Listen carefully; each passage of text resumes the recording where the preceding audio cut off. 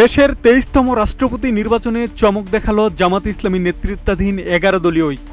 জোটের প্রার্থী হিসেবে এলডিপি চেয়ারম্যান অলি আহমেদের নাম চূড়ান্ত করা হয়েছে। রোববার ৯ আগস্ট বেলা 11:30টায় রাজধানীর মিন্টু রোডে বিরোধী দলীয় নেতার বাসভবনে জোটের শরিকদের বৈঠক শেষে এ তথ্য জানান বিরোধী দলীয় চিফ হুইপ ও জাতীয় নাগরিক পার্টির আহ্বায়ক নাহিদ ইসলাম। বৈঠকে সভাপতিত্ব করেন জামাতের আমির ডাক্তার শফিকুর রহমান। এতে বাংলাদেশ খেলাফত মজলিসের আমির মাওলানা মামুনুল হক সহ ১১ দলের শীর্ষ নেতারা উপস্থিত ছিলেন। এই সিদ্ধান্তের মধ্য দিয়ে প্রায় ৩৫ বছর পর আবারও বিরোধী দল থেকে রাষ্ট্রপতি পদে প্রার্থী দেওয়ার নজির তৈরি হল।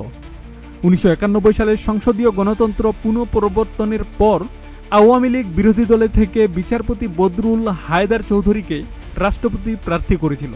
তবে তিনি বিএনপির প্রার্থী আব্দুর রহমান বিশ্বাসের কাছে ৮০ ভোটে পরাজিত হন।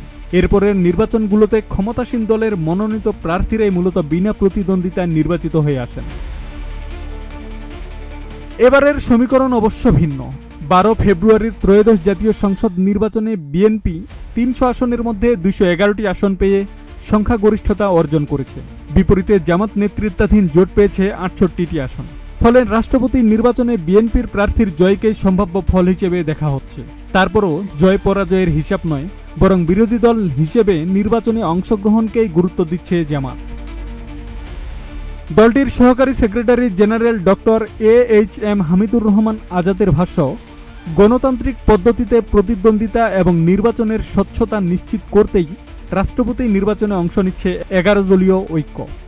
ফলে এবার প্রশ্ন একটাই, কে হতে যাচ্ছেন দেশের ২৩তম রাষ্ট্রপতি? আব্দুস সালাম, প্রজন্ম ২৪।